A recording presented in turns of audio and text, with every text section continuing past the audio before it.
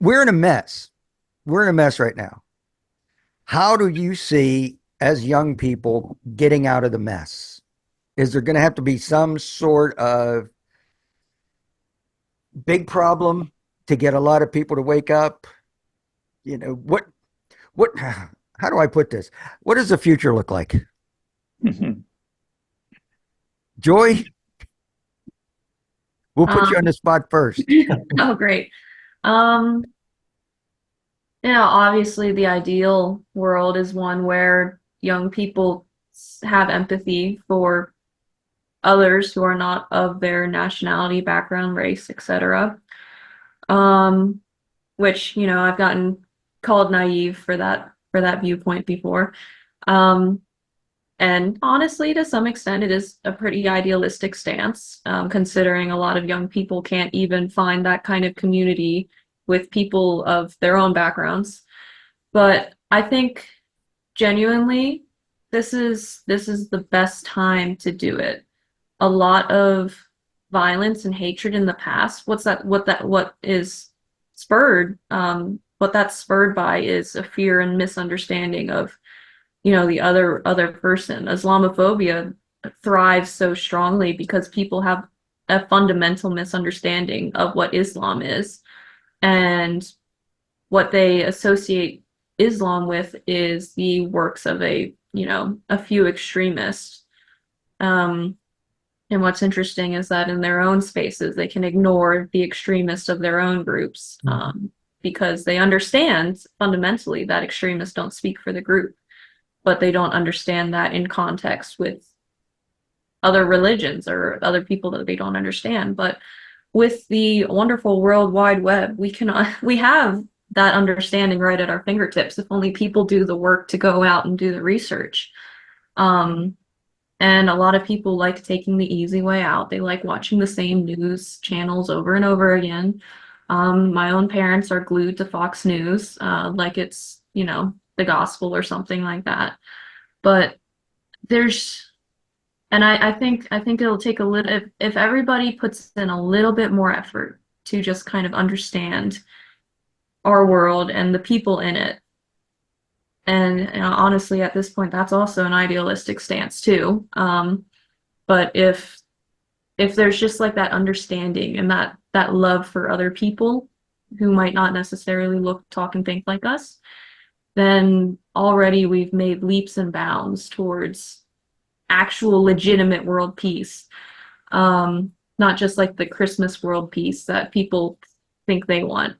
But and honestly, we're on that road already, I think. And you can see it in the amount of Americans who are deciding to go against what America has tried to teach us this whole time, that Israel is above contempt and above the law and above reproach, or maybe those aren't the right words, but is above criticism. Already so many Americans are breaking out of that way of thinking because they are empathizing with the people that Israel is actively oppressing, despite everything that we've been taught about, despite everything we've been taught about terrorism, about Islam, about who we should hate, who our enemies are. People are seeing past all of that, and over 60% of Americans want a ceasefire.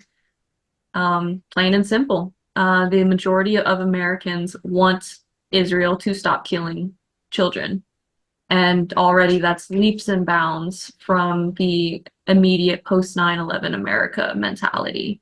And I think if there's people out there who are willing to continue on with that flow of trying to understand other cultures and trying to understand other people, then we'll actually get to the kind of coexistence that Israel claims that it wants.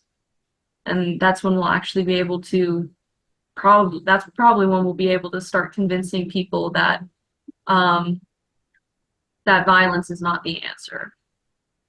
Excellent. A plan that doesn't involve apocalypse. That's always a good thing. Larry, what's it going to take? I think, I mean, Joy hit it off and covered it, but I think that there is there's already something happening. And I think one of the biggest reasons for that is independent media, and having social media and seeing people document the atrocities happening at, you know, at ground level. Like, we don't need to hear what is happening in Gaza from Fox News. We can see it from people in Gaza.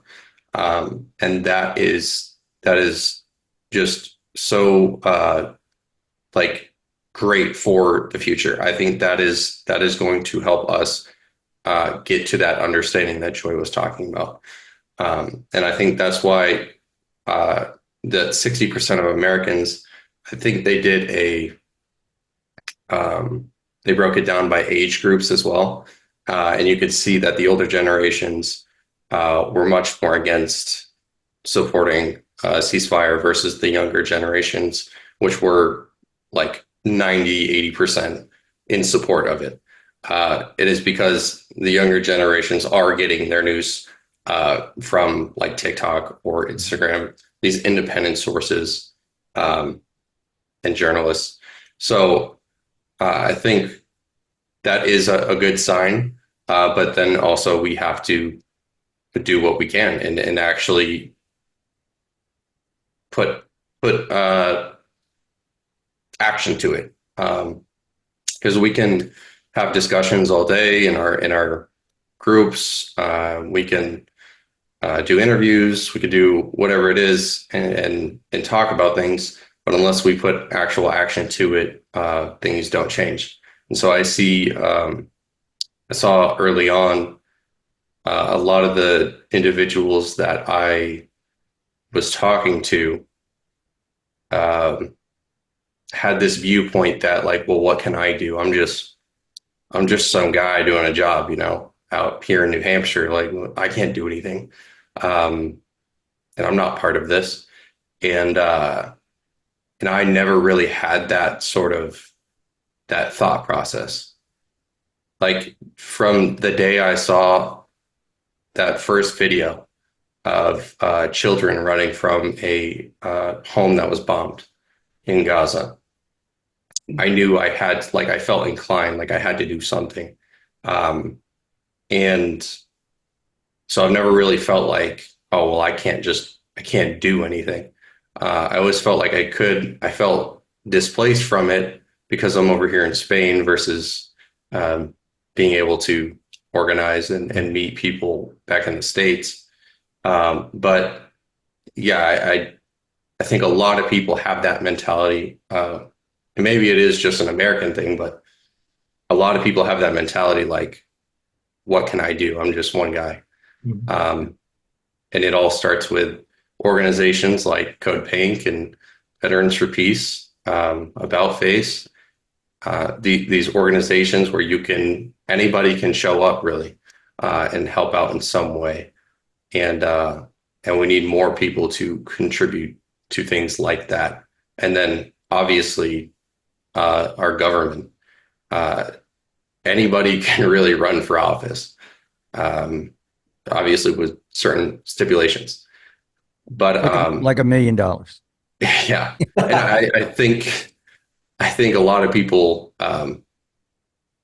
I've grown up my entire life growing up. People have told me that politicians are snakes and they're liars, yada, yada, yada, but nobody does anything about it. I think if people actually really put in the work to try to get into these positions and, sacrificed some things in their life, whether it's a promotion or whatever it is, to run for office with good intention, and try to correct the problems that are in DC, I think we could see a dramatic impact through that.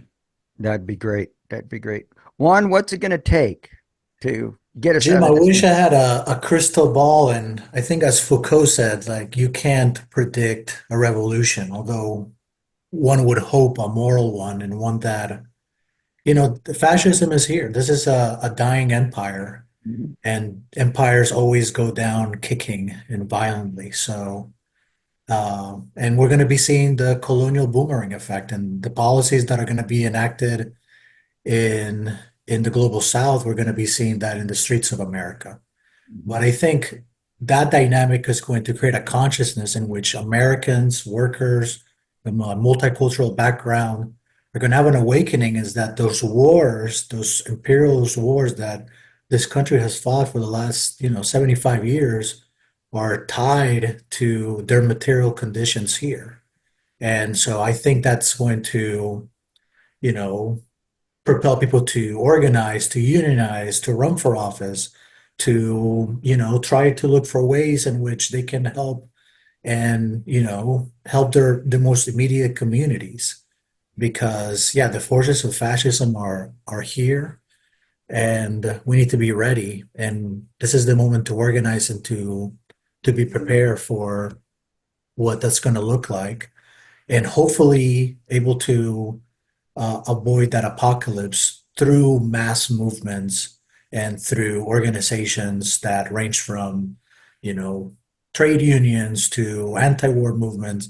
We need large coalitions in order to, yeah, avoid further war and avoid further oppression.